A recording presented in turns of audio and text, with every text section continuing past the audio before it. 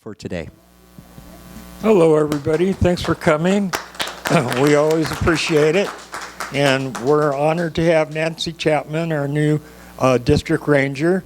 And we have John Gomez here today. He's the deputy district ranger. And we have Amy, I don't know your last name, and she's the publicity ranger, right? Public events. Public events. Okay, great. So I'm going to hand it over to Nancy. You're up. This thing working? Can you y'all hear me? Yes. All right, good. I don't want that microphone. Okay.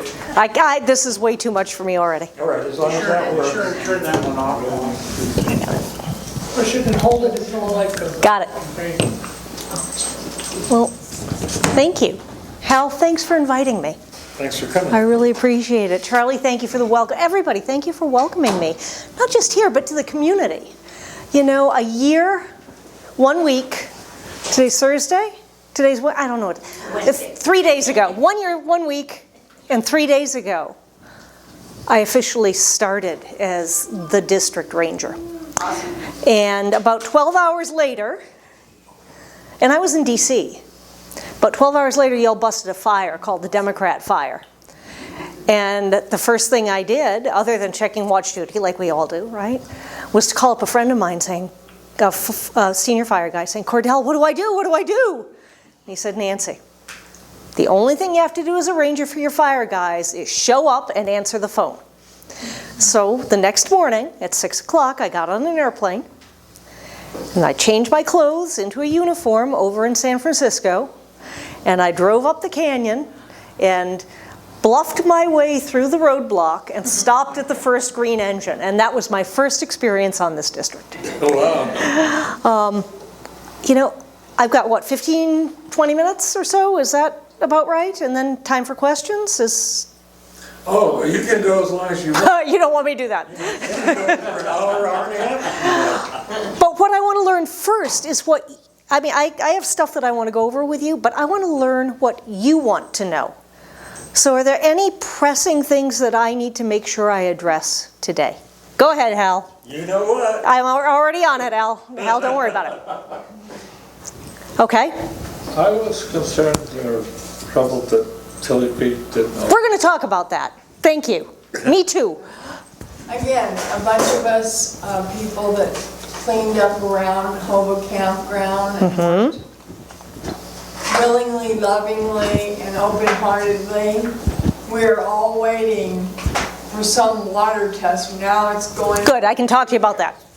I can talk to you about that. That is on the list. So Hobo, Miracle, Tilly. Let's add Hungry into that just for giggles. Yes? On a more general topic, I guess, we seldom, I can't remember when, we've had a district ranger come from Washington, D.C. Don't hold it against me. We don't. Okay. But it's an opportunity for us to get your opinion on how things are going and what we can expect in the future and how that will apply to us here in the Kern River Valley. All right. Let me be sure to see if I can come up with an answer to that. Hold on. DC, what's going on? What's up? Got it? Yes. Got already on the list.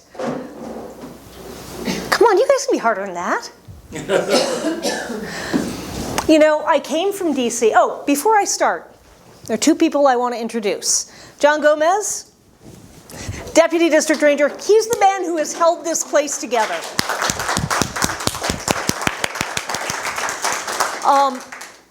Also one of the kindest and most knowledgeable people I have ever met in my life. John and I speak with the same voice. If you need something and you want to reach me, and I'm running like a crazed woman because I need a secretary. I'm double, triple booked all the time. Please don't feel like you're being answered by John is any way a slight. It's actually kind of a compliment because he knows more than I do and he's smarter than I am and he can help you better than I can most of the time. I excel at being a talking head. The other person that I want to introduce is our Public Affairs Officer, Amy. And Amy has one word to say. Maybe two. If there's anybody from the media or any kind of press outlet that want to have questions, we can schedule that at a later date. It's just get to know you with Nancy and our program of work for the district. So you guys can set that up through us if you have any press inquiries or anything, then we'll go to media or publishing. Thank you for having us. There you go. So, all right. This is my third career. I spent 10 years as an Army officer in Haiti and Somalia. I spent 15 years in small business in northern New Hampshire. I'm an East Coast girl. And the economy went to heck in a handbasket, and I sold the business, and I did the smart thing.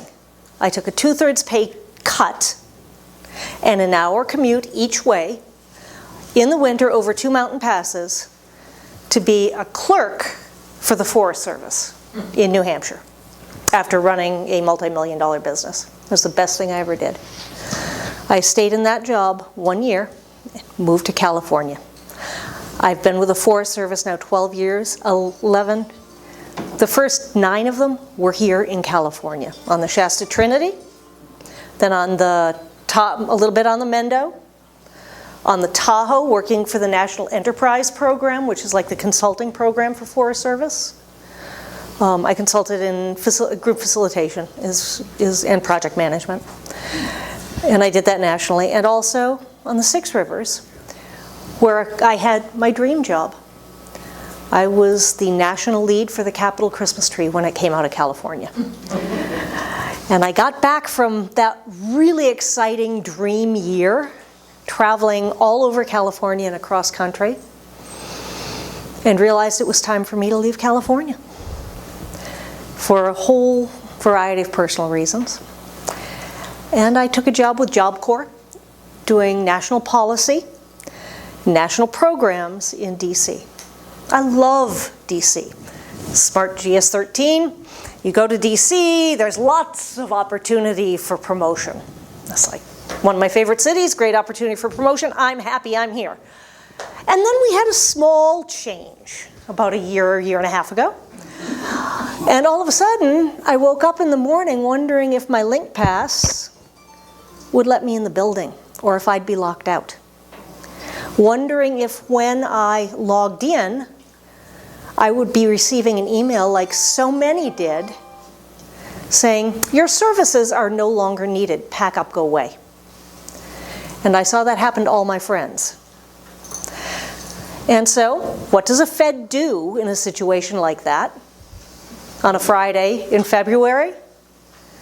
And you're depressed and everything's all messed up and life isn't the same, right? Got news for people, join federal government because we like stability. We can all earn money elsewhere, a lot more. But we like the stability of a federal job. We like contributing. Friday morning, you call a friend in California to complain because it's a Friday morning and life is uncertain. And the conversation goes something like this. Hey, what you doing? Nance, this stinks. I'm going to quit. I can't do this anymore. How are you?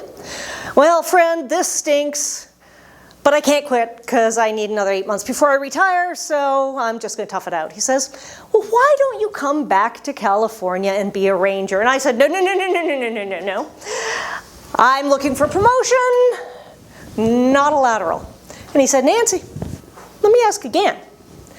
Knowing that your job is going to go away, DC is going to go away, and there won't be promotions for a couple of years, how'd you like to come back to California and be a ranger? And I went, I really don't, but I'll listen. And he said, well, I got 4 jobs. 4 jobs. Take your pick. I've got one down south here. I said, who's the forest supervisor? He told me. I said, nah. White hair. Been there, done that. I get to choose who I work for. That is not going to be good for me, for them, or for the Forest Service. He said, well, I've got one up north. He said, love the forest supervisor. It's a great forest. Don't really want to sit on a shield volcano for the next number of years. That's 2 for 2. Well, I've got this one. I'll say the word happy camp. I laughed. It just wasn't going to happen. There are 2 challenging postings, and I wasn't going to do that. And he said, well, I got 1 left. How about Kern River? And I went, damn it all. Darn it all. I know Kern River. We've had Job Corps students here on an engine staffing Blackrock for the last number of years. I was here 2 years ago, the year before that, checking in on them. That's a cute town. There's a lot going on. They got a pizza place. They got a brewery. It's kind of like it's got a heartbeat. Darn it all. Okay, well, you know, who's the forest supervisor? And he said, Tony Edwards. And I said, damn it. I know Tony. I've worked with Tony. Tony is a foundationally decent, good human being. He says, well, call Tony. So that morning, so this is 10 in the morning on a Friday, I sent him my resume. I said, Tony, I understand you're looking for a ranger. Not sure I want the job. Not sure I want to be a ranger, but, you know, I'll talk. I promised so-and-so I'd talk. He said, talk to me at 1. So I pick up the phone on Teams, and the conversation was, hey, Tony, how are you? Hey, Nance, good to talk to you. We had such fun tooling around North Carolina in your Jeep. I'm not going to beat around the bush. When can you start? Now, there were a few things he didn't tell me. The challenging things he didn't tell me. There's no air conditioning or heat in the office. There still isn't. Hasn't been for 2 years. We're hoping to get some maybe this year. It's warm. Y'all have an arsenic and uranium problem? Kind of all over the place? Yeah, he didn't tell me that. We're at less than 50% staff other than our fire staff? Yeah, I didn't know. He didn't share that. I'm running 3 FERC projects. FERC is a 4-letter word that starts with F in the Forest Service, and 1 is more than anybody should ever have. And I got 3 at once? Okay. But here's what else he didn't tell me. The staff that we have, they're top end. My problem as a ranger is keeping them from working too long and giving. I have one person I have to go eyeball to eyeball with every single pay period because he's put 20 hours of his own time and refuses to take overtime or pay for it. He's dedicated. You know that guy. The town is amazing because not only does it have a heartbeat, it's got a deep heartbeat. It's not superficial, all happy, happy. It's got this. It's got the Historical Society that's vibrant and engaged. It's got people with all sorts of different opinions who come together in RERC, Recreation Economy for Rural Communities. Amy's heading that, along with Justin Powers. She's heading it for the Forest Service. Figure out what's best for the community and how we together can develop. So I'm honored to be here, and I'm going to be here. You're stuck with me. The other thing he didn't tell me, he told me I was going to be the ranger for the district.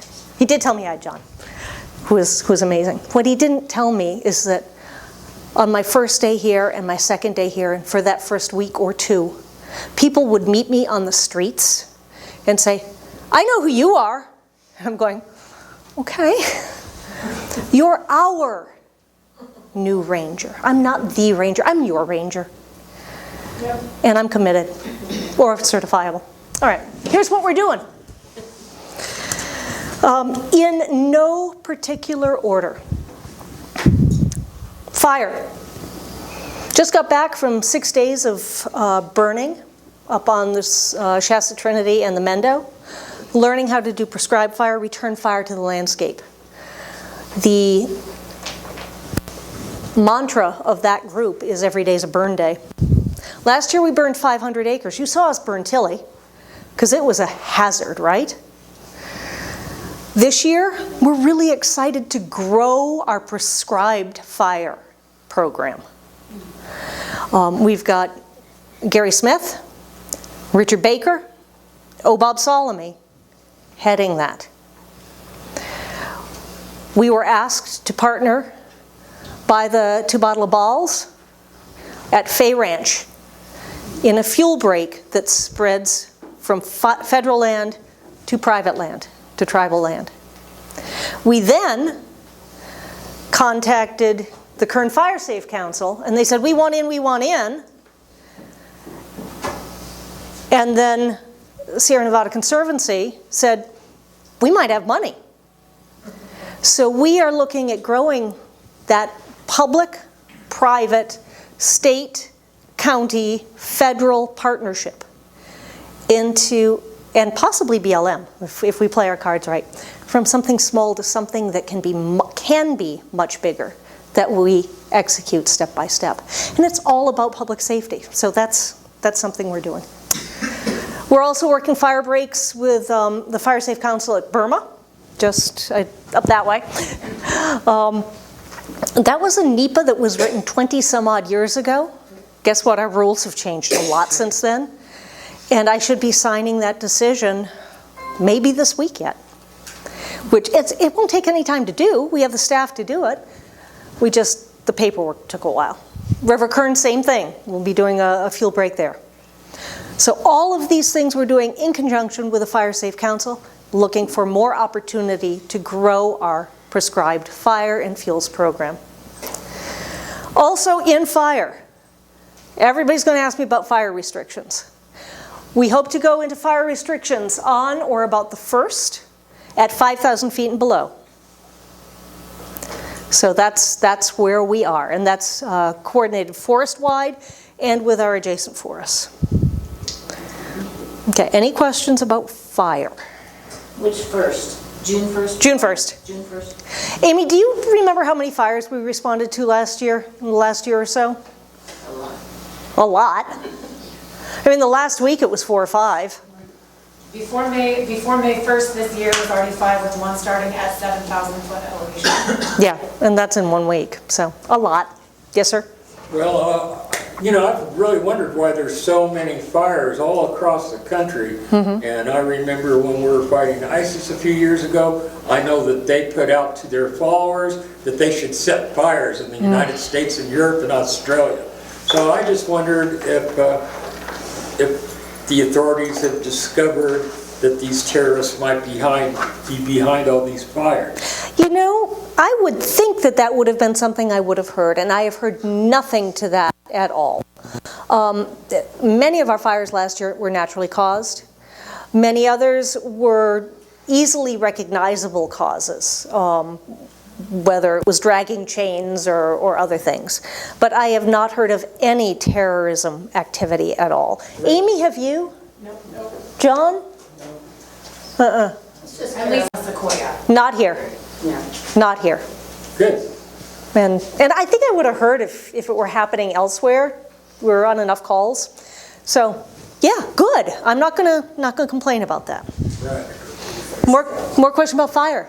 The multi-agency partnership in the toboggan levels up Bay Canyon area, is that going to include the Heritage Foundation properties in Hanning Flat as well? Do you want it to? Well, I think it would be a good idea. But Okay, let's talk about that. I'm not a board member of the Heritage Foundation anymore, but it's adjacent. That makes sense. Adjacent to the toboggan levels, So land up there. that makes good sense. Yes, and they've got where Bootlegger Canyon goes up. There's quite a fuels buildup in there that I know Deanne Schulman has been looking at for a couple of years and trying to partner with Kern County Fire to get some cleanup done on it. But I think it would feed right up into the National Forest right off. It sure would. So, can I ask you to do something for me? That didn't work. Bad idea. Would you make sure that Amy and John have your contact information so that we can do a follow-up? I have a meeting set. I don't know who's going to be invited to it, but I want to open that door because the more we can partner together, the stronger we are. Yeah. Okay. Thank you. Amy. I misspoke. I do have the statistics from last year to date. The Kern River had 36 fires for a total of 3,622 acres, and the total on the forest was 3,700. So we had 3,600 acres of the fires. There was a total of 3,700. Okay, so we kept it real low last year compared to the year before, right? And it's our hope that we're going to be able to do that this year. You'll see, I mean, you all know our engines, right? The SQF 43, 44, 45, 46, 47, 41, 47 engines, 9 patrols, 130 firefighters. But you're going to see other green engines wandering around. They're cover engines. There are on-call crews, our OC crews. mostly from the valley, predominantly ag workers. We rely heavily on them to do our firefighting, and they're always here when we need them. So that's the Cobras and the Scorpions. We've got an engine down right now from the Shasta Trinity National Forest. So we're very good at moving assets all over the state to respond and to support wherever is needed. Okay. More questions about fire? Yes, sir. I'm a survivor Michael. of the Malibu Palisades fire. I'm sorry. And was evacuated 3 times. The fire started from an old burn site, but once the Santa Ana winds kicked up, yeah. and I'm part of the Topanga Canyon Arson Watch, so we caught 2 different people setting fires over on the Calabasas side of the Topanga, which then that became a terrible fire because of the winds, and the destruction is like nothing has ever happened. Yeah. Palisades and the city, and in Malibu. It's awful. And what happened in Malibu was terrible. Yeah. But I got to know all the different fire crews from around the western United States. I have a big front yard. I had 43 firemen from Idaho, Wyoming, all over in my front yard. Yep. And it was really nice to see the teamwork coming together. It was beautiful to see. And I saw it all firsthand. Yeah. I was in it. It was neat. So I commend some of the interagencies working together. That's the key, because you don't have the manpower. Nope. Nobody has the manpower Nope. when it takes off like that. And it was pretty crazy. Crazy. Michael, thank you.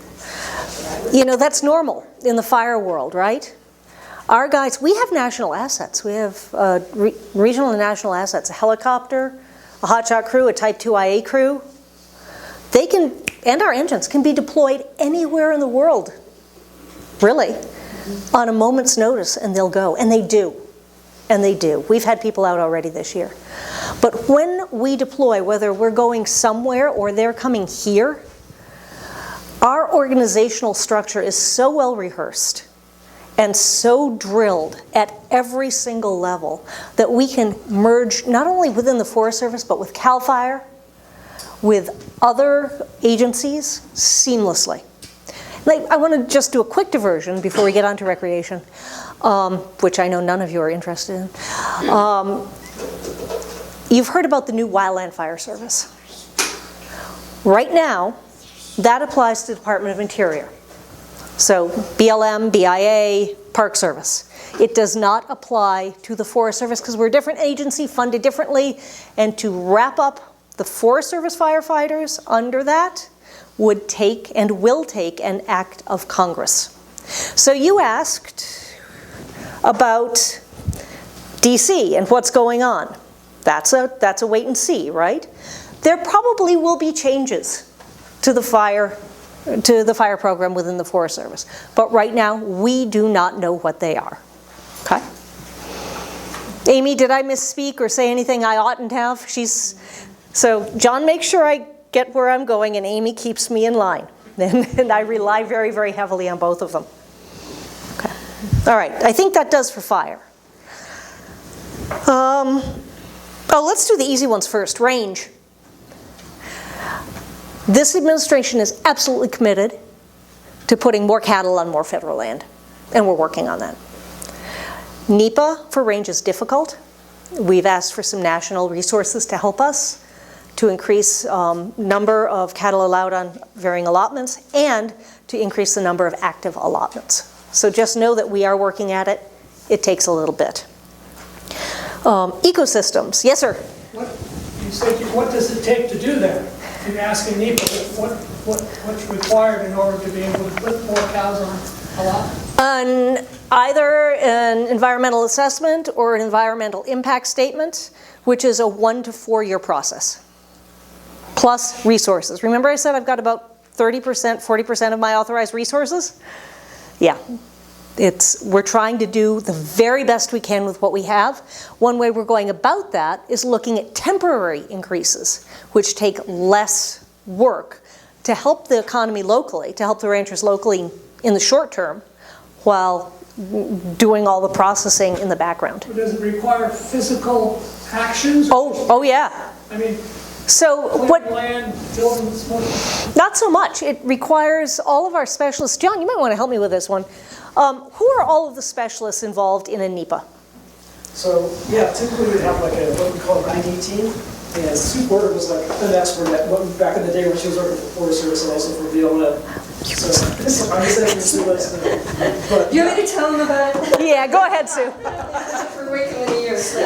So, range NEPA we're talking, right? Yeah, but just generally NEPA. Yeah, NEPA is the National Environmental Policy Act, which was passed in 1969, and it was to help the federal government make smarter decisions and really think about what the consequences were to a proposed action, and if there were alternatives to it, what would the alternative consequences be? So that our decision maker could make an informed decision, and if there were mitigations that were necessary, those would be also included in the decision-making process. That's NEPA in a nutshell. To quote A plus. right? A plus. So far, so good, Sue. So, in order to make that informed decision, you got to know what's out there on the ground, and then what your proposed activities might affect of what's out there on the ground. So what's out there? We got vegetation on the ground of a number of different varieties of vegetation, everything from the grass to the trees to the native plants, invasive plants, and sensitive plants, etc. You've got animals out there, wild animals, native animals. You know, how are we impacting them? Are there animals of concern out there that maybe their populations aren't where we would like them to be? So how are they going to be impacted by the proposed action or its alternatives? You got recreationists that are out there recreating in the area that you want to do your proposed action. How is your action going to impact them? You've got the other, let's see what else we got. We got soil. Oh my gosh, how's that going to be affected? We got water, so let's see, get soil, hydrology, wildlife, vegetation. What have I missed? People. Archaeology. Oh my gosh, cultural resources. How can we forget that? We're a historical society. Yeah. So now I mean, you've had Tim here so many times. You should be able to just do the arc all by yourself. Right. So where were the native people out there? Were they in the area? What were they doing in that area? What are our proposed activities going to do to affect those? And it's not just the native peoples. I mean, good heavens, who all went to Tim Kelly's history talk about mining? That's those are historical things out there. How are we going to affect that mining cabin or the rest of that, anything else that was left out there after the mine? So that's all of those specialty things I just talked about have a person who is responsible. Yeah, responsible for taking a look at that. Not only on the ground, but in the records and so on. What's out there on the ground? We need to go look at it. What do we know from our records? And then talk about, and that's the interdisciplinary or ID team that John mentioned. They all get together and say, well, how's this going to work?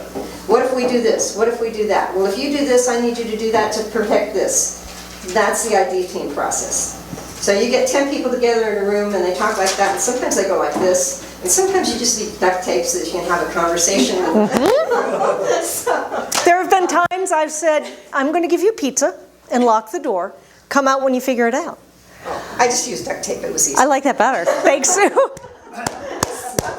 So anyway, so that's what, Thank you. And that's what takes time. So, and then that's just the people working. Then there's the regulatory timeframes, because guess what? We don't do this in a vacuum. I'm putting on my we hat again. That's you can. Thank you for Okay. course.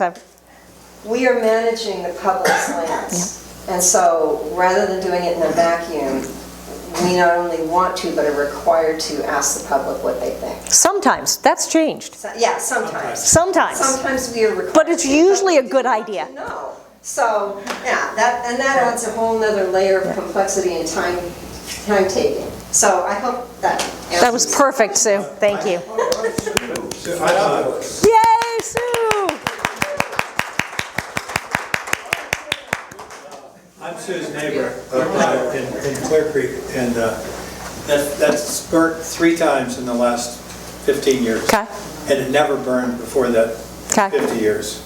And when it gets started, you can't stop it because the fuel load's so heavy. It took out the beautiful historical town of Haviland in this last one. And awful. all of these things never happened before when it was properly grazed.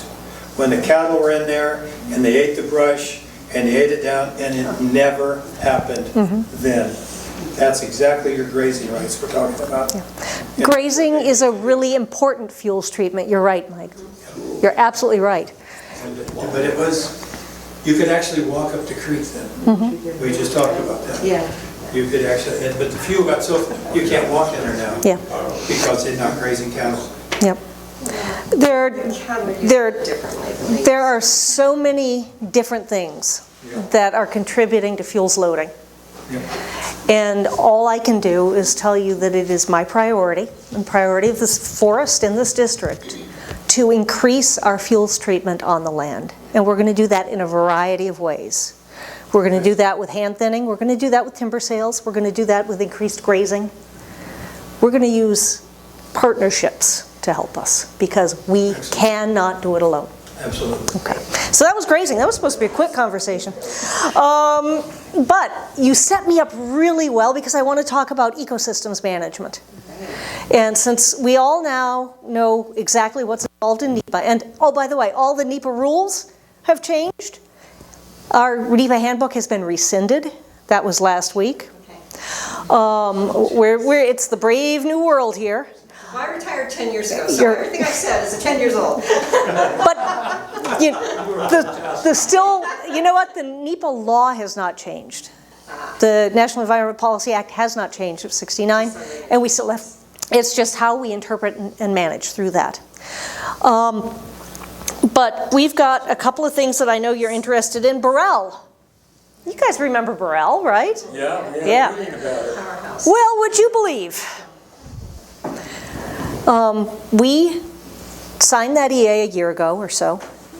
EA, NEPA document for harvest.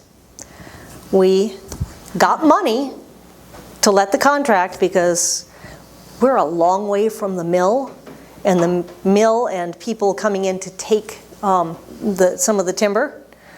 They can't make money at it, but it has to go, so we pay them. It was partially funded. We got word, today's Wednesday, Monday, that the rest of the funding has just come through, and we hope to be executing Burrell with people on the ground in the next couple of weeks, which is huge. So I'm glad to report that out to you. French fire.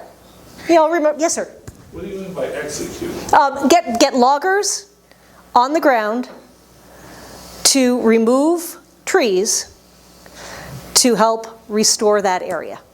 Around Burrell. Not the power plant, the fire scar. Up by Breckenridge, right. Sorry, no, we're not. We're going to talk about that too, though, if you want. French fire. You all remember the French fire? We've done some restoration already, especially along the roadsides. You've seen, if you're driving up there, you saw the big decks of logs. We had signed an EA late last summer, early fall, to do an Integrated Resources Service contract, or IRSC, for that. Again, takes money. We're hoping that we might have the money. We're hoping to award it to a partner, and we're hoping to sign that in August. Lots of hope, but that's what we got going on with that. Know that we've completed some, but there's more to go, and more that we want to have done. Looking forward, you know, Burrell and French, so we're all fires. We're the Forest Service. We're supposed to be actively managing the land, not responding all the time to burnt up logs, burnt up forest. So when I got here, I sat with John and Amy, Brian Block, our ecosystems manager. You all know Brian, right? Yeah. Crazy hardworking man. And I said, what can we do? He said, we're going to do the rock project. And I said, well, what's that? Rewind. On the phone with Tony for that first day when he was saying, hey, come work for me. I said, well, what are the priorities? He said, 60,000 acres on the plateau before it burns, get it out. I said, that's a lot of land. Well, rock is the start on that. It's a 13,000 acre analysis and about a 5 to 6,000 acre project area. Interdisciplinary. So logging that supports the mills. The mill, singular. Hopefully some Wood for Life and other supportive tribes. Watershed restoration, especially along the meadows and into the meadows, so we can keep them healthy. Recreation, so a little bit of trail rerouting to keep it out of arc areas. All fuels, lots of fuels, both sight lines along roads and fuel breaks, all throughout that area on the plateaus. Kind of starts at Black Rock and goes south for about 5,000 acres. We're going to partner with National Forest Foundation on that, which is huge because they can get some money to help implement. Because if you're not catching a theme here, we don't have enough money to implement these major projects. We have to go to our partners. So, rock right now is in our scoping period. We are not required, because rock is done under the emergency authority for disease. It's so overgrown and so unhealthy. It's awful. Just like you were saying. But we're in the process right now of scoping because it's a good idea to scope. It's a good idea to listen to the public. That ends in a week or so, June 8th. We'll take all that information and then we'll draft the final plan on what we're going to do. So it's not telling everybody what we're going to do, scoping, and then trying to change our plan.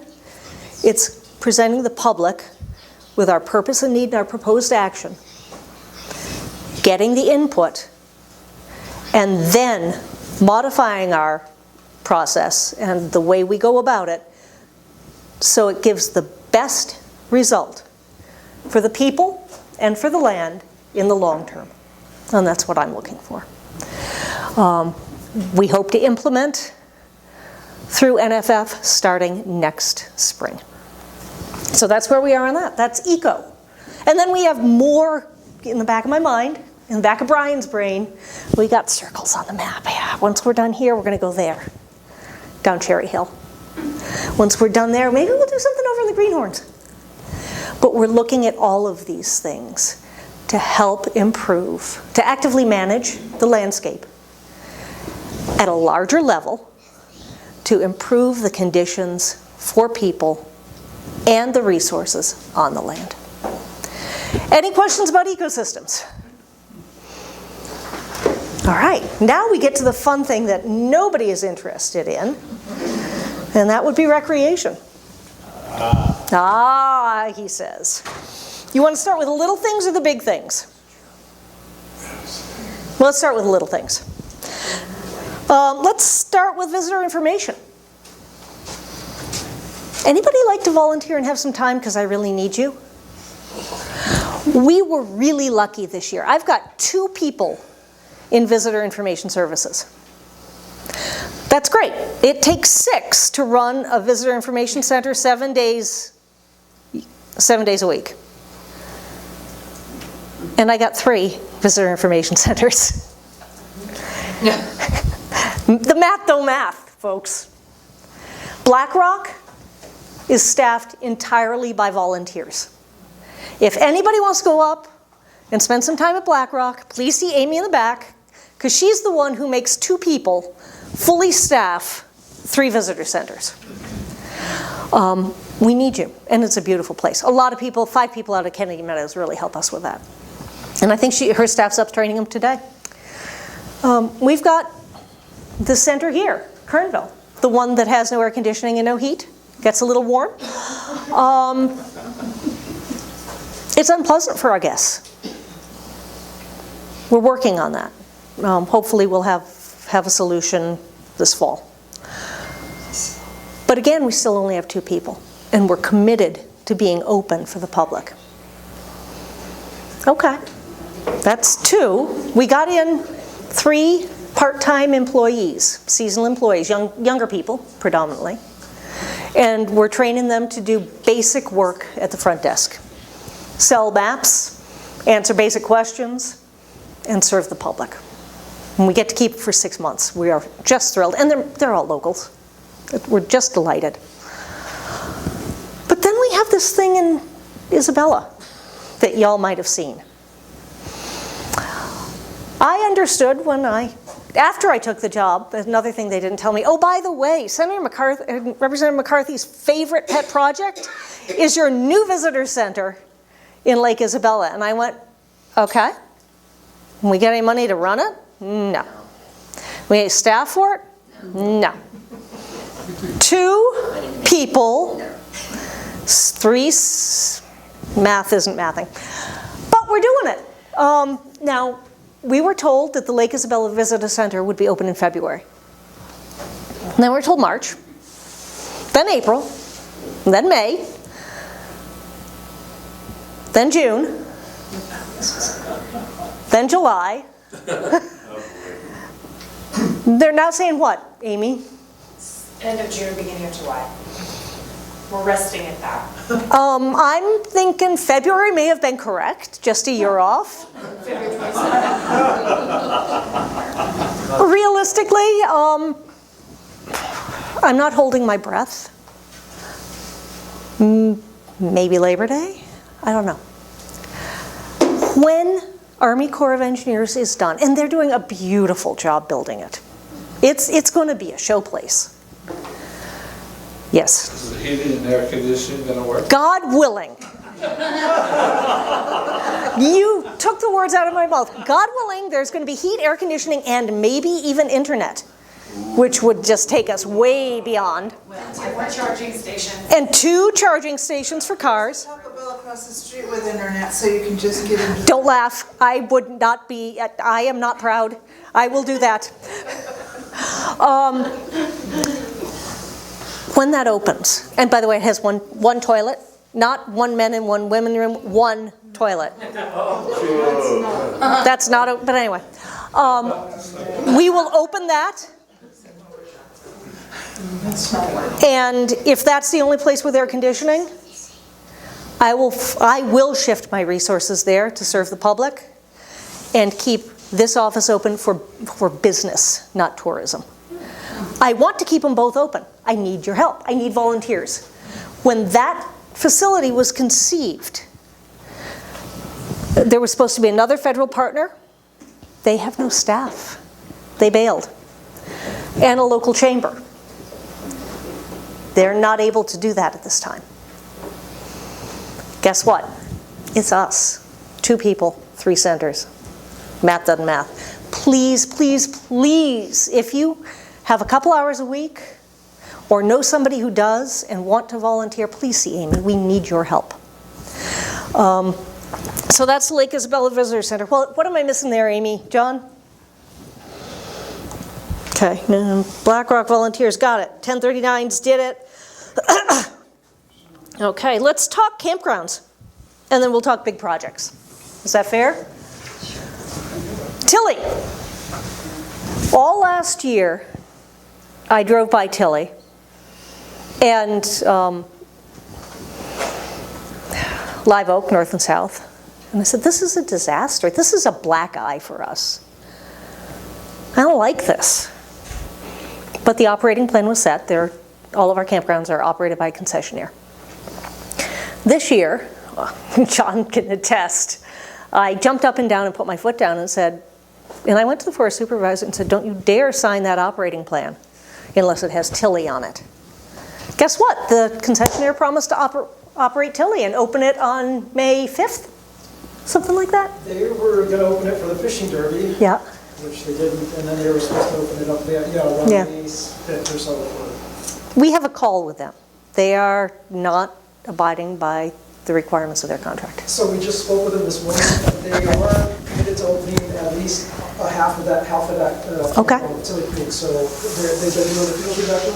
we've been putting pressure on them, like, we need that open, we want it open, community wants it open. And so Yep. that they should be opening that very, very soon, probably in the next couple of weeks or so. We feel the same way about Hungry Gulch, right? Also in that, honestly, Live Oak, North and South, we don't have the demand for it. If we did, if the other campgrounds were full, sure, we could open that. I'd rather open Pioneer. I'd rather fix the bathrooms. The sewer line was cut with all the dam stuff. And so it's not replaceable. So we have to completely replace the toilets. They were flush toilets with vault toilets. That's a longer project. So that's why Pioneer isn't open. But it would be great to open it because it's pretty up there, right? So that's our priority for these. Opening Tilly, Hungry, then Pioneer. You forgot one. Which one? Miracle Hot Springs. No, we're not there yet. I haven't forgotten Miracle at all. And Mayhem? That's what I'm here for. That's great. I'm glad you're here. Thank you. Yes, sir. What's happening at the main dam? Oh, thank you. Well, that'll bring more people here when they go to the tourist center. And the tourist center says, well, this is what kind of activities we have here to do. That'll be on the list. So thank you. I'm going to get to that in just a few minutes, okay? All right, thank you. Main dam was supposed to be open middle of this month. We got a call last week from Army Corps saying the contractor went through with their punch list, all those last things they have to do, and the final inspection did not pan out. There's about 30 days more worth of punch list before they can turn it over to us. So I would say this is the end of May. I'd say the end of June, realistically mid-July. If we can have main dam open for the 4th of July, I'll be thrilled. Okay? But it's beautiful. They've done a nice job there. We have some concerns about not enough toilets, but we also have plans for more toilets if we can get money for them. Make you smile, we're going to use the Army Corps' NEPA. Good. We're getting sneaky on how we go. What are you doing with the oxidation pond? It's closed, completely closed. You're gonna rehab it or what? It's going to stay right now. Call it good? I think we're going to call it good. I have no staff and no funds. Okay. And no sewage running into I it. want it to be a swimming pool, but you know. No, but I've got no sewage running into it. It's dried up and grassy and the past decades. People want to come in with big RVs and have full hookups and camp in luxury. I know I do, right? I would much rather have a flush toilet of my own and a nice soft bed than sleep on the ground. And so we're looking at how we can do that. Also looking, you want to talk about some of those smaller projects, the shades over on the other side of the lake and that sort of stuff, John? Yeah, and so, thanks Nancy, so we do, because we do have a concession area within our campgrounds, the money that's raised through the emission fees at the campgrounds, some of that goes back, it's called winter thigh funding. And so that money is used and it goes back into the campgrounds and it stays here on the forest. If it's raised here on the forest, it stays here on the forest. And then we try and put that back into, funding improvemements to restrooms, to the campsites, and things like that. So what Nancy's talking about is that, so for this year, there's, I believe, close to almost 300,000 that we have here locally that we can put back into our local campgrounds in the form of like improvements over at Paradise Cove Campground for sunshades for some of the campsites. We just finished a paving project over at Isabella. Repave the parking lot that goes to the ramp that goes into the lake. And then we have improvements in mind for Cyrus Canyon, putting some shade shelters over there as well and making some improvements over there. And so there's things in the works. There's some restoration of a restroom over also at Paradise Cove Campground, improvements to some of the campground host sites, and so that's some of the smaller work that Nancy's talking about over our campgrounds in the local area. So. Okay. So now we're on to the big projects. Things that are going to take a while. But that we as a district are committed to, because they can have a profound impact, we think, on this community. When I look at big projects or community initiatives, I look for 5 things. My job is to care for the land and serve people, right? The first thing that I ask is it legal? Do we have the legal authority to do this? Is it going to send me to jail? Okay. Am I going to be in jail the rest of my life? So is it legal? Does it follow all law, regulation, and policy? Is it safe? Is it going to cause a hazard for people? Is it going to be hazardous for the critters or the plants or the land? Is it safe? Legal, safe. Is it good? My job is to care for the land and serve people. Is it good for the land? Does it degrade the resource? Is it good for people? Individuals, groups, tribes, economies? Legal, safe, is it good? Is it affordable? Can we do this? I would love to name something, anything. I don't have any money. Can we get the money? Can we get the money to do the NEPA? Can we get the money to make it happen, to implement? Can we get the money to manage? Because that leaves the last thing. So legal, safe, good, affordable, sustainable. Because a one and done doesn't help anyone. You just end up with degrading facilities and degrading infrastructure, and that's not good. We've got to have a plan in place to sustain any good work we do on the land. We got 2 projects moving forward right now. The first, you all have heard of. Anybody hear of the Whiskey Flat Trail? Anybody want the Whiskey Flat Trail to have a bridge? And not that, actually really kind of cute, but handmade bridge? Oh, you mean the Rockety Rocks? The Rockety Rocks, those, yeah. So we understood, as I looked at past community meeting notes, the Whiskey Flat Trail was a priority for this town.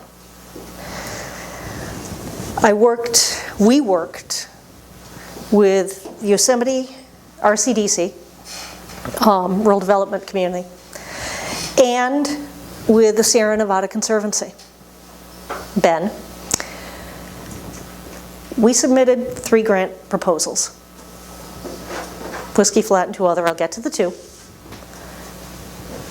Of the 17 grant proposals that were submitted, 2 of our 3 were funded.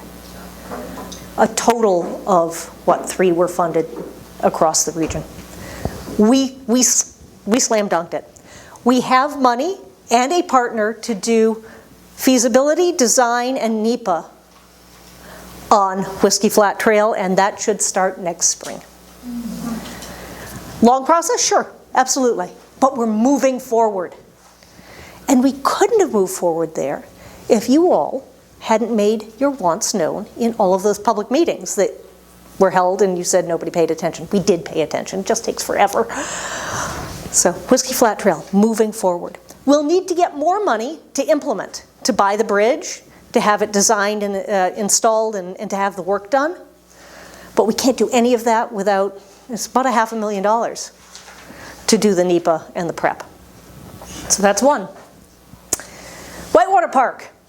People have been talking about a Whitewater Park over by Frandy, by the bridge, for years. I got a call one day from Ben Barry at SNC saying, Nance, how'd you like to do something with a golf course? I said, I'd like to do anything with a golf course. That thing's an eyesore. Well, how about some money to see if we can put a Whitewater Park in? I said, well, what the heck's a Whitewater Park?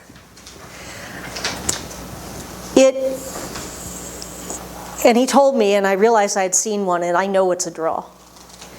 It is obstacles in the water designed in such a way as to create accessibility for people, interest for kayakers and others, and if we do it right, improve the riparian area, improve the channel, stop erosion, so many good things, right? Because it has to be good for the resource and good for people. But that can then be an economic draw for the region.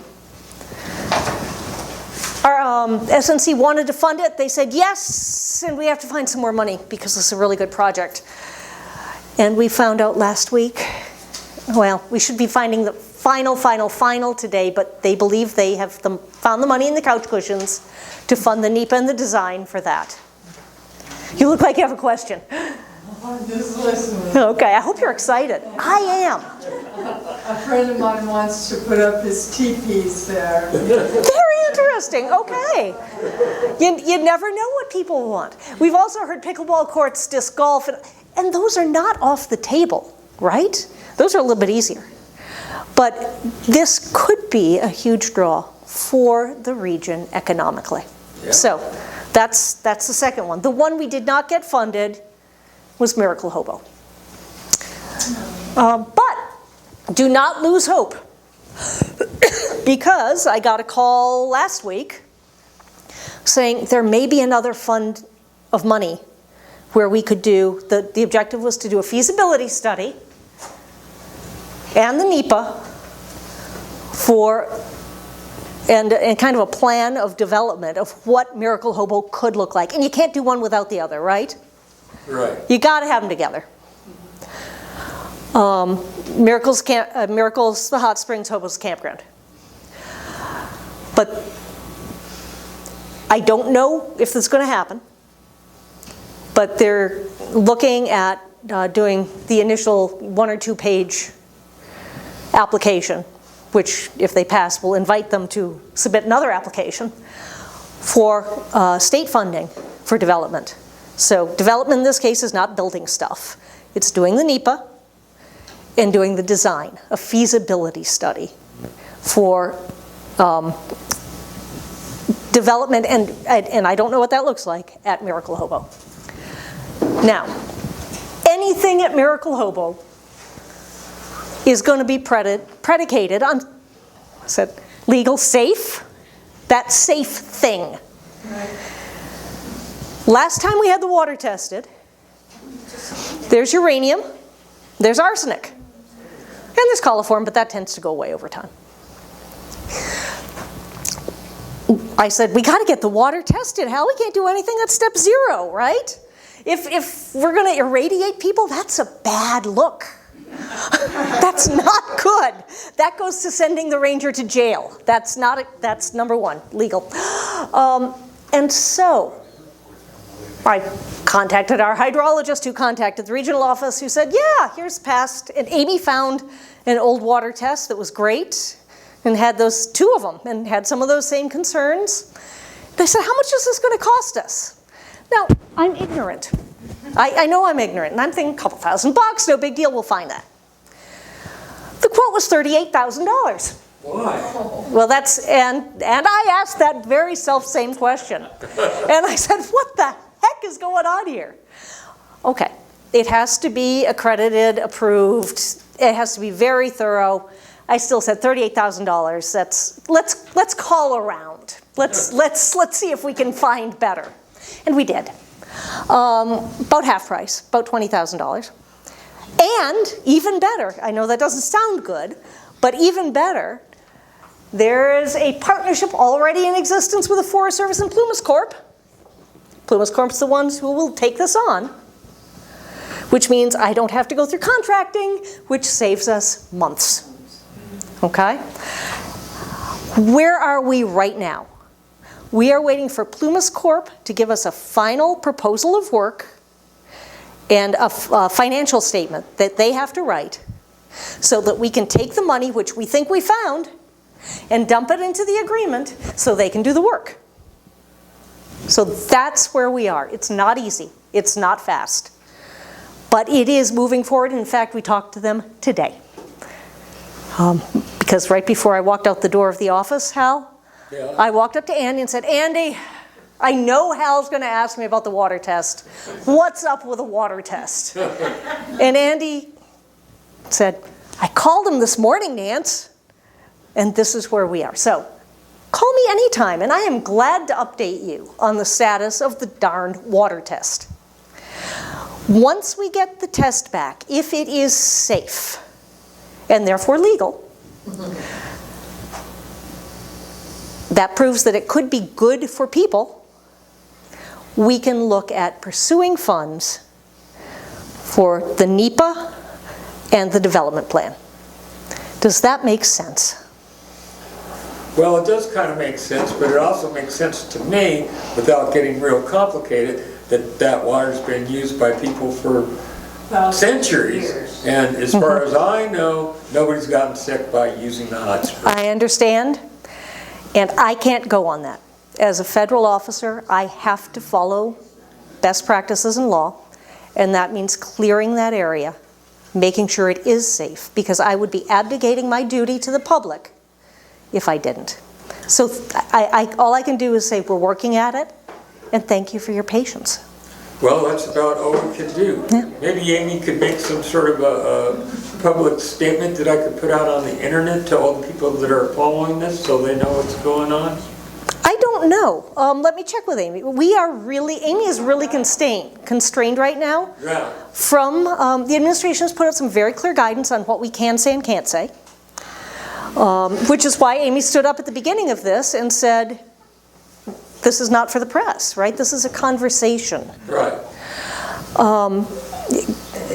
Because that's where that's the space that we live in right now. But I'm pretty transparent, you've learned that. And I will continue to be, and our staff will continue to be transparent. I'm not going to tell you it's going to be fast, but I'm going to tell you we're going to do it right. We're going to do it legal, safe, good, affordable, and sustainable. We all want the same thing. Yeah, we do. On my end, too. I love hot springs, Hal. Yeah. I'm going to move to a couple other ones, because we've already been an hour and 15, and that was about an hour longer than I expected to talk. But I can gladly go into details, and our staff can anytime on any of these. Just call. As an aside, I love to welcome people in on the fly, and the chance of me not having a meeting booked is precisely zero.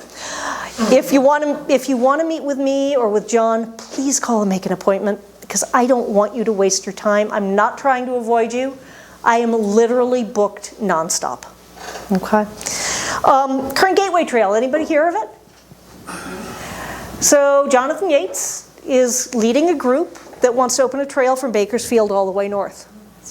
We're looking at how we can partner with them, right? And how we can support that in a way that is legal, safe, good, affordable, sustainable. I've got severe safety considerations. And he's aware of this. And John right now is working to flesh out exactly what that might look like. Do you want to talk that a little bit, John? Yeah, sure. So, like Nancy was saying, it's a group that's led by Jonathan Yates. They're kind of a grassroots group that's called the Kern Gateway Trail Committee, and their vision is to establish a trail from the mouth of the canyon all the way to like almost the Democrat Dam area, using the ridge lines as their hiking trail. And so the draw is to have those magnificent views looking down in the canyon and throughout that corridor. But like Nancy was saying, we have some safety concerns because it's at the top of the ridge line, up above the road and stuff like that, and it's pretty inaccessible. You're going to have some very experienced hikers that are fit, and if there's an emergency, it's a long way to go up there to the top of the ridge line to like fetch them and bring them back down to safety and stuff like that. There's concerns about traffic on the road. Some of the infrastructure that's up there, their plan relies on some of the Edison maintenance trails that were put in when they put in the Care 1 and stuff, and so it's very old infrastructure. It's kind of difficult to get to some of those places. And so we have a lot of concerns about traffic, about pedestrian safety, people's safety up on bridge lines and things like that. You know, there's concerns about our grazing permittees and things like that. So, and Edison has also some things that they're concerned about. So a lot of things to think about and to have them put in their feasibility analysis before we can like make it such that, you know, we're going to accept it as one of our goals as part of the process. So neat concept, neat idea. It's a great idea. It's a very good idea. Yeah. And it would be a draw for the community and stuff, but you've got to make it through some of those initial hurdles as to what that would look like. Where would their access point be at the mouth of the canyon? They're working on that. Well, because it's private property. Yep. From just below KR1 Powerhouse to the mouth of the canyon. Correct. So they're going to have access. I mean, how many times have we dealt with access across private property, closing trails? Clear Creek, Fay Canyon, Whiskey Flat. Yeah. Those are 3 off the top of my head. Yep, you're right. So, you're right. Have something in place if we're going to try and make another trail that has one end or the other in private property. So to go to the over toward to the west. They're over there. Yeah. Whatever they do, they're going to right at the mouth of the canyon. It's all private. So anyway. Yeah. So that's on our big project list. Let's see. The Oak Flat Lookout is scheduled to reopen this summer. Oak Flat. Oak Flat. Mm-hmm. So that's down Rancheria Road, quite a ways, and should be open to the public, available to reserve. The latest date I've heard is sometime in August. Yeah, sometime. August, September. And the last one you want to talk about is Nui Kuni. There is no point in having a wonderful facility falling down on itself because of lack of use. We desperately want to reopen that for the benefit of the public. It can be a difficult project or a very difficult project, okay? The first step we took a couple weeks ago, we published a public notice saying, anybody interested in this? And we got interest, which is great. We got interest from, well, we got 9 or 10 responses, and interest from 2 or 3 groups. That's great. And it was just a quick letter of interest. I want to learn more, I'm interested, we think we should do something. Great. The next step, and this is a very transparent, very clear, very regulated process, is to publish another public notice requesting information. In this, we would go and flesh out kind of what we think should ought to be done. And we ask people to say how they would accomplish it. This is not a whole prospectus thing. This is kind of the intermediate step. It helps people who might be interested realize that, yeah, this is going to cost too much, or we don't have the organization, or yeah, we're on. We got this. Easy. At the end of that, depending upon what we have for interested parties, we will publish a prospectus. That's a formal process with rating criteria. People respond with all of their documents and business plans and financial information and organizational information and history. And we use a specified criteria to select who will be the partner in that, the special use holder, permit holder. That's the process. Remember I said 30 to 40% staff? Yeah. The next step, in my copious free time when I'm not double booked, is when I start fleshing that out. And then it goes to my staff to look at. It's not going to be quick, guys. That's the intermediate step. A prospectus, we already asked a year ago for national help on a prospectus on that. We asked just a year ago to the enterprise program. They declined. They are overcooked. They do not have staff to do it. We can't move it forward without a prospectus, and we can't write it here.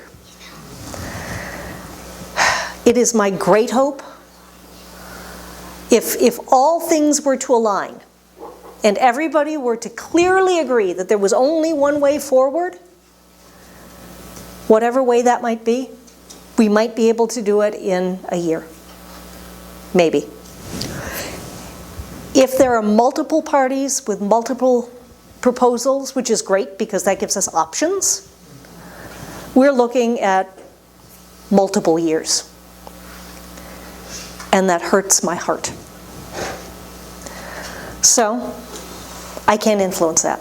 All I can do, all we can do, is keep moving forward and taking it step by step and being transparent and clear and fair. Yes, sir. Yes, ma'am. Sorry. Does that mean that it might not necessarily be a Native American center? It is not my priority. It is my priority to keep it a Native American center, and I framed it that way. Is that by law or preference? I don't know. It was built using Native American assets and labor. You know far more about this than I do. Come on, help bail the ranger out here. Bail you out again? Bail me out. Yeah, okay. I think I'm going to owe you a cup of coffee after this. Then, yeah. Okay, so the Nui-Kuni Center was a partnership between the Forest Service and the Kern River Paiute Council at the time. Yep. It was, the Forest Service got money through the America Great Outdoors GAOA. Got grant money from them, and then the Native American, the Kern River Paiute Council was to provide materials and labor to build the building. So that's basically what happened. It took a long time to get it done, with a lot of false starts. We also had help from the, I'm gonna lose their name right now, I'm sorry, senior moment. I have those, don't ask me. The tribe out of Bishop. The Paiutes and Ray Vega. Thule. Well, Ray Vega was Kern River Paiute, Yeah. but it was the Thule. Owens Valley Paiute. Owen Valley Paiute, thank you, Terry. Thanks, Terry. Anyway, they brought their job training group down and did an awful lot of work getting it done. But yeah, so it was definitely a partnership, and it was designed to then be managed and operated by the local tribe, who was ever going to take that on, which turned into the Kern River Paiute Council kept it, and under a special use permit. And I am trying to remember whether we had to do some fancy footwork to make it a museum, as far as having the right special use category to stick it under, which is another regulatory paperwork issue. But anyway, that's what I know about Kern River Paiute. And on top of that, the forest is supposed to have, what, 3 special use administrators? 4? We have 0, not 1. So, we're moving forward as best we can, because we really need to do something with it. I don't want it to degrade and rot. None of us do. But the road is pretty narrow that I have to walk. Go ahead, Mike. I was just going to say to Hal, I was born and raised in Miracle Hot Springs. I was born there at the site. And took and bathed in the water, drank the water every day. I think, to my knowledge, I'm the only person in history that had perfect attendance for 12 years, never missed a day of school in 12 years. And I drank and bathed in that water every day, continually. So there's health factors behind it, and we've got to follow her lead, though. It goes right through the process, protocols, and then we'll have it back. Yeah. Yay! Amy. Any idea how long that's going to take? And it's a lovely blessing. Sometimes the curse of social media, people discover something that's sacred to us as locals, and then, you know, we have this overpopulation and overuse, so sometimes it changes, and when the area becomes more degraded and it gets more use, then we have to take more special time to restore it. So right now, while it's closed, it's going through its own restoration process, but it unfortunately has to be through the right process, like Nancy's saying. So the goal is to get everything working in order for all to be blessed by, but not everyone takes as good of care of it as we do. And I think that... When we had the resort there, this last weekend, we had 400 people. Yeah. Oh, I'm Down to sure. 400 people at Miracle Hot Springs. Yeah. Why did it work? Because we moved the water from there to 6 or 7 bathhouses. Yes. Yeah. You overtax the facility, you can't have more than 20 people on that site, period. You gotta move the water to the people, not have the people flock in and overload the facility. These are exactly the details that feasibility study is going to have to address, Michael. You're absolutely right. Can you briefly explain what a feasibility study is for those? Yeah, it's looking at the resource, in this case, water flow, land, areas we can go to and areas we can't due to historic and tribal issues, and determining how we can achieve and what we can achieve there. So it sets up kind of a framework of what's doable and what's not. And the best ones are done at different levels, different investment levels. So, but step 0 is that water test. And we're on it. Yeah, that one. Well, 20. We got it down to 20. That still crazy. Yeah, I know. But not my call. You know what's important in all of this is that we do it right. We don't try to shortchange. We don't try to take shortcuts. And I think that's what I want to leave you with. I'm not going to say we're going to fix everything quickly. I'm going to say we're going to try to fix things right and slowly. And what you can count on me and my staff for is to move the ball forward in a transparent and fair manner. So on that note, I want to remind you, if you've been recording or taking pictures, not for press, and if you would be so kind as get with Amy if you want to post these somewhere, because we are under very, very tight rules about what we can do, and she's our gal. I'm going to let John close us out, if you would, please. Yeah, thanks, Nancy. So I had the honor of being able to speak to you guys last year, give you a little bit of an update on what we were working on and changeover.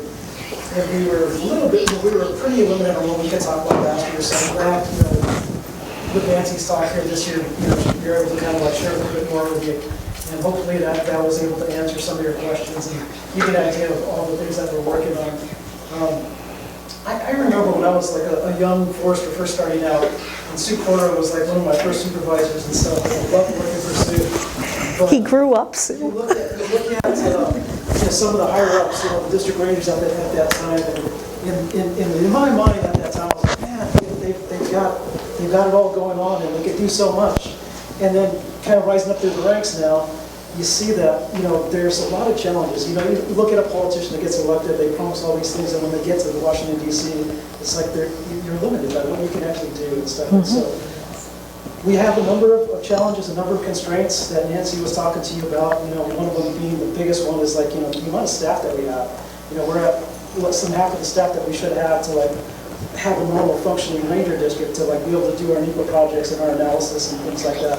And so that's one of our big challenges. And the other one is just finding the money to pay for all these different projects and stuff. But like what Nancy was saying, we're going to do our best. We're committed to working hard for you and to getting things done. So holler if you have questions or if you want to talk to us. We're always happy to meet with you. Absolutely. Thank you all for coming out today. I appreciate it. Thank you.